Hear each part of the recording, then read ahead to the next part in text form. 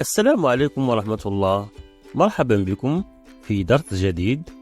في درس اليوم إن شاء الله سنتعلم كيفية إنشاء أو تكوين جمل بسيطة باللغة الفرنسية. أولا يجب أن نعرف الجملة البسيطة. الجملة البسيطة في اللغة الفرنسية هي الجملة التي تحتوي على فعل واحد مصرف، وتتكون من فعل وفاعل وفي بعض الأحيان مكمل. Elle se compose d'un sujet, d'un verbe et parfois d'un complément. الآن وقد عرفنا الجملة البسيطة، نتعرف على مكوناتها. Le sujet أي الفاعل، وهو الشخص أو الشيء الذي قام بالفعل، عادة ما يكون في بداية الجملة. مثلا أحمد regarde la télévision. هنا أحمد est un sujet، هو فاعل لأن أحمد هو الذي قام بالفعل، والفعل هنا هو مشاهدة التلفاز. ثاني مكون للجملة البسيطة في اللغة الفرنسية هو الفعل le verbe.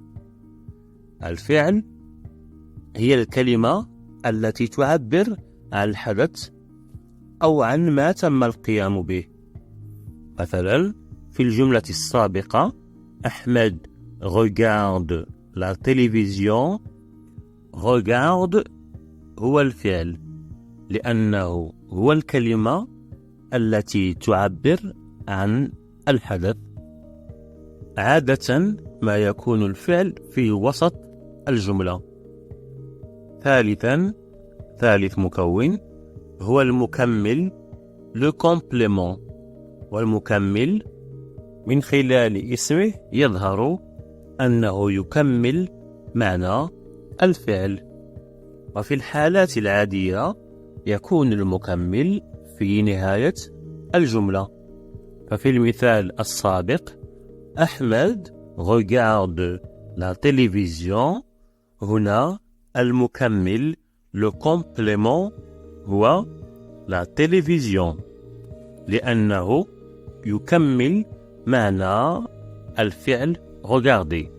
ونتساءل أحمد regarde quoi؟ لتكون الإجابة أحمد regarde la télévision. إذن la télévision أكمل لنا معنى الفعل، ومن هنا جاءت تسميته بالمكمل. يجب الإشارة إلى أنه في بعض الأحيان نحتاج إلى مكمل في الجملة un complément، وفي بعض الأحيان لا نحتاج إلى مكمل لأن معنى الجملة يكون واضحا بدون مكمل. مثلا ليلى chante، ليلى تغني. هنا معنى الجملة واضح ولا يحتاج إلى مكمل. نفس الشيء بالنسبة لي le soleil brille، الشمس تلمع. هنا لا تحتاج الجملة إلى مكمل. الآن مع أمثلة لجمل بسيطة. La maîtresse explique la leçon. المعلمة تشرح الدرس. Le garçon pleure، الولد يبكي. Je travaille، أنا أعمل. Le chien aboie، الكلب ينبح. سارة lit un livre، سارة تقرأ كتابا. هناك اختلاف بسيط بين اللغة العربية واللغة الفرنسية فيما يخص تركيبة الجملة البسيطة، إذ أنه في اللغة العربية من الممكن أن نبدأ بالفعل أو الفاعل، فنقول مثلا تقرأ سارة كتابا أو سارة تقرأ كتابا، بينما لا يمكننا فعل نفس الشيء في اللغة الفرنسية، فلا يمكننا أن نبدأ بالفعل ثم نتبعه الفاعل، فلا نقول لي سارة un livre، لا يمكن. الآن ما يجب عليكم فعله لتكوين جمل بسيطة باللغة الفرنسية هو اختيار الفعل والفاعل والمكمل إذا احتاجت الجملة إلى مكمل.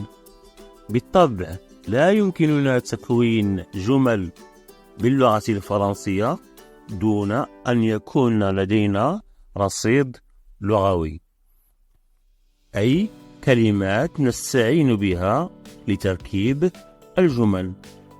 وهذا ما سوف نراه في الفيديو القادم. إن شاء الله سنرى مجموعة من المصطلحات الخاصة بكل مجال أو التي ممكن أن نستعملها في كل مجال على حدة.